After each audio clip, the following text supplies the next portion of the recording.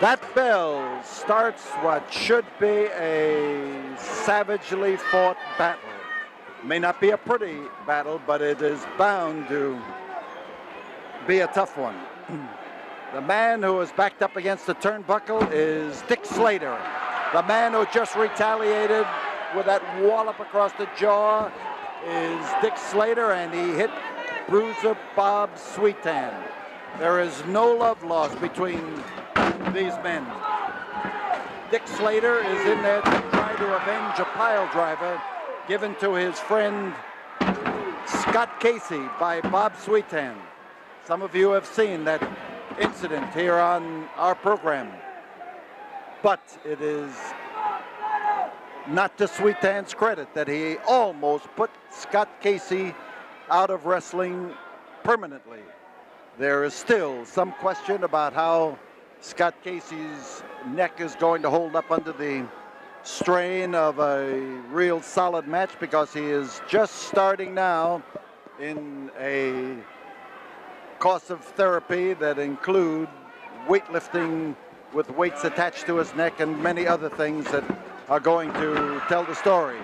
But Dick Slater wants to get even with him, and Dick Slater could have done it right there. It was close to being a pinfall. There's one as Slater followed up on his side headlock, moved in there quickly to capture Sweetan. Now Sweetan next Friday night is going to be in really serious trouble. He faces the Junkyard Dog, one of the most colorful characters in wrestling, most certainly, but one of the most difficult men to wrestle, a proven athlete, a man who stays in tremendous shape, and don't let the term Junkyard Dog fool you. It just means that when you rile him, he can get as mean as any Junkyard Dog. So it's a side headlock, the broad back of Dick Slater as he applies it, and the equally broad back of Bob Sweetan. Swooping slam, and as they move in, no credit to either man. They missed that guillotine drop. Listen to these fans now as they roar for Dick Slater as he takes charge in this battle, and the side headlock is his weapon again.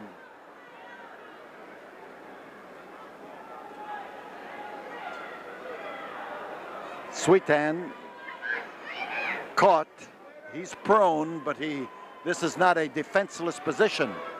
Now you see him as he gets up to his knees. This in wrestling is considered either a defensive or an offensive move, to be on your knees.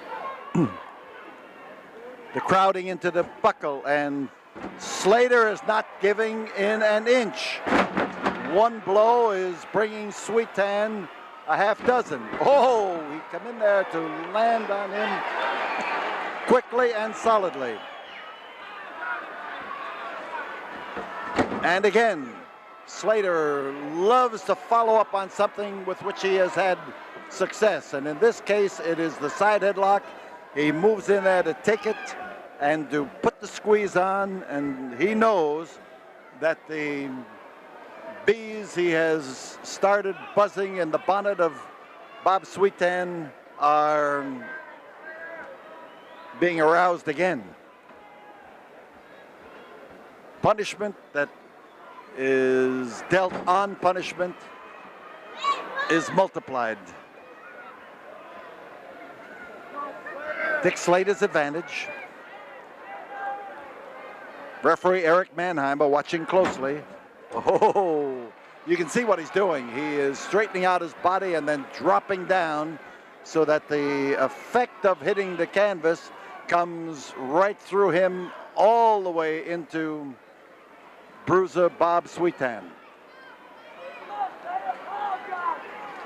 Arm bar as he tries to turn Sweetan over. He's got a front headlock and an arm bar, and he moves in on top. He's got his weight in a good position. He's not able to cope with the obvious power in those big shoulders of Bob Sweetan. And there goes Dick Slater at the 5-minute mark as he drives in there head first. And again, oh, this is one of Slater's favorite moves. I don't envy him that move. I would hate to be doing it too often. But he is about to cut the head off of Bruiser Bob Sweetan if he gets another chop in that same place. And listen to these fans roaring their approval. But regardless of how Sweetan makes out here tonight, he will face the Junkyard Dog here next week. That match has been signed and sealed. It will be delivered as part of the great all-action package here in the Coliseum next Friday night. Stars like Chavo Guerrero, El Connect, Mexico's #1 masked star in this country today, and Tito Santana, the young man who won the $25,000 prize money. He is a great star in his own right and has been going great guns up through the Midwest and is coming in here now for part of the spring season. We look forward to Tito next Friday night. Oh, Dick Slater didn't look forward to that. He was caught and caught solidly. The atomic drop, and Dick Slater was dropped on that knee of Bob Sweetan. Side headlock. There he tries to lift him. He does lift him. He drops him back in a back body drop. Landed him on the back of his neck, but Slater has not yet recovered from his problem. He's looking to lay it into Sweetan. That hard landing on that back body drop is something that you cannot imagine until it has happened to you. Front headlock for durable Dick Slater. The Sweetan underneath, trying to cover up, trying to move in there, move away, but he can't make it. There again, Slater uses that move of sort of using his body as a lever. He straightens it out when he throws it up into the air, and when he hits the canvas, his muscles are taut and it passes the action along. And Slater put a stop to that effort, and oh man, wouldn't that jar you? It jarred Bob Sweetan, I'll tell you. Slater's on top. He couldn't stay there. And the front headlock is, again, Slater's grip. He knows he's wearing Sweetan down with it. He's pouring it to him and making it difficult for him. Sweetan to not only come out, but is making it difficult to get out.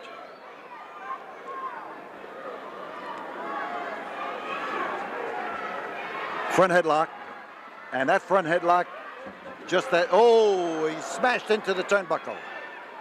Dick Slater that time smashed face first into the turnbuckle, and he just caught a questionable blow. And here is Bob Sweetan seeing an opening and following up on it.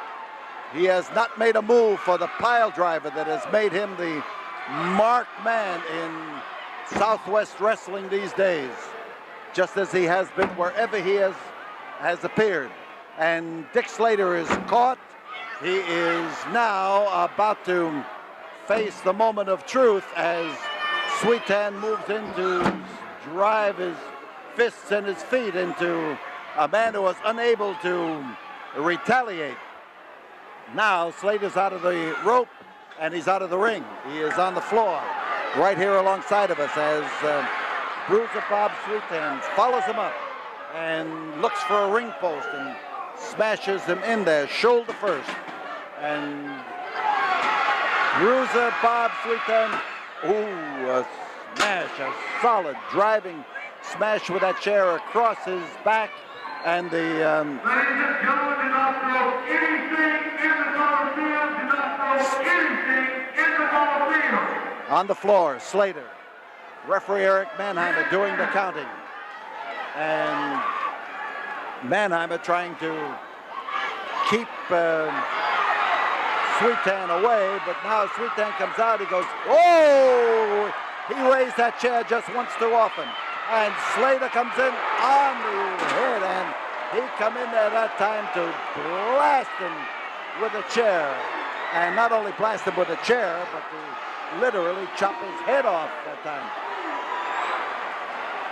And the action on the floor as the fans, oh, and again, Dick Slater hit with that arm and shoulder into the ring post. Slater now being directed toward the ring by the fans, and that arm of his being held. He has hit both of his arms into that ring post, and Sweetan, who likes to hurt people, who brags about hurting people, now takes hold of Dick Slater and pours it to him. Trouble for Slater. Arm bar is the hold. Sweetan knows how to use it. The fans are screaming.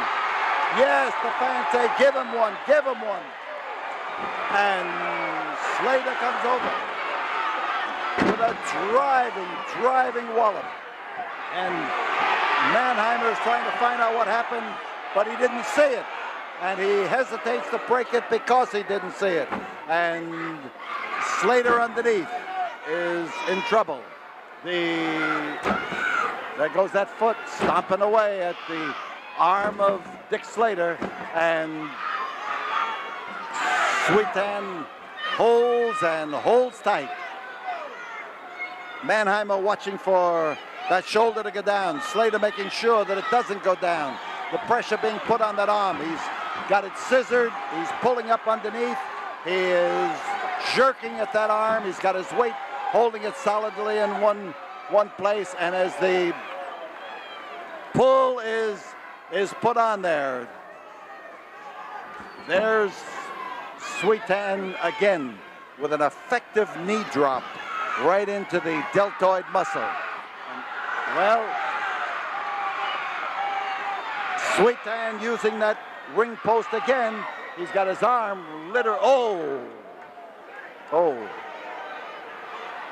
Sweetan likes to hurt people. He has warned everybody that he enjoys it. Right now, he must be having his enjoys for sure. But Slater is fighting back. Here's a give and a take. And a one-armed Dick Slater flailing away at him and finding his mark. And listen to the uproar, the wild uproar of these fans. Fans are screaming for Dick Slater, and Slater went running into him that time with his head, and he's trying to fight to keep his feet. Sweetan down. Slater coming in again. He was going for the atomic drop, didn't make it, and neither did Sweetan. And whoops, referee Eric Mannheimer didn't make it either. He's down. Here goes the pile driver. And he back body dropped him. He put a stop to it. He didn't get the pile driver. The fans here literally go stark crazy as they scream. And up on the rope, Dick Slater comes barreling off there to drive into Bob Sweetan. Listen to this noise, this tremendous noise here in the... there came Hacksaw Duggan, and this time it's Slater who used the pile driver on Hacksaw Duggan, and here comes Gino Hernandez coming in there he's getting hold of Dick Slater, and between them they are wailing away at Dick Slater. The pile driver on Dick Slater, and Slater goes down on top of his head, the pair of them. Here is Tommy Rich. Tommy Rich is in, and Rich is after, not only after Gino Hernandez, he is after anybody who is going after Dick Slater. These are friends from Georgia, friends from other wild, wild action. And the Tommy Rich stands guard over Dick Slater. And the Gino Hernandez on the outside of that ring. And Hacksaw Duggan and Sweetan move out of the ring. We'll be back in a moment. Our good friends at Mobile America want to show you how to save money. With me tonight is Tommy Rich, a man many of you people have seen on cable television many times, but not as many times as here. But Tom, there are a lot of people out there who are going to be rooting for you to beat Nick Bockwinkel here tonight for the AWA title. Yes, you know, Mr. Bosch, before I talk about Nick Bockwinkel, I'd just like to thank you for bringing me to Houston, Texas, and thank all these great people you got here. And I'd like to say, you know, Dickie Slater's a very good friend of mine, and there's a lot of things going on, this Sweetan and this gorgeous Gino he calls himself. Well, you came to Dick's rescue tonight for sure. Yes, sir. Well, that's Dickie would have done the same for me, and anytime, you know, we watch each other's back. Anytime, anywhere, any place we're together, we're like that. We're very good friends. You know, a lot of these guys get in this business like Gino for the money part, you know, like it goes further that with Dickie and myself. And I'd also just like to say that, you know, you're giving me an opportunity. I've held the, you know, NWA world title, and now I've got a chance tonight to hold both titles, and I'd just like to thank you very much. On behalf of all these people, we want to welcome you and hope you'll be back again as a champion. Thank you very much. I hope so too. Tommy Rich, and you can tell that Tommy here is as popular in Houston as he is any place that he wrestles, and he wrestles every place. Speaking of popularity, we can't always say that about the AWA World's Heavyweight Champion, Mr. Nick Bockwinkel. You know, by the time the people get to hear my voice, is it tomorrow night? By that time, you'll know the results of what took place between Mr. Rich and myself. And there, of course, will be no doubt in my mind that if this interview were taking place live tomorrow night, that it would be still the same way. I would be standing here, holding the position supreme as the world's heavyweight champion, the most superb, consummate athlete in the entire world. And if you'd like to add to that, you may, Mr. Bosch. Add to that? It would be hard, wouldn't it? Well, it would be, even if it was true, it would be hard. Difficult even for someone as eloquent as yourself. But you got to understand something, you see. Mr. Rich is one of those poor, supreme humanoids, like a lot of 8 to 5 humanoid lifers, the White Sockers, that hold him up in their esteem, and they cheer him on. But he suffers from this thing called the roar of the crowd. Now, if there's 10,000 of you, you could start to cheer for him, and you could march that poor dumb soul right off the end of a cliff. And if 10,000 of you cheered me or booed me, I could care less. You might jump off the cliff. Thank you very much. Really. Mr. Nick Bockwinkel, world's heavyweight champion, recognized by the AWA, and the AWA covers a vast, vast, vast amount of territory.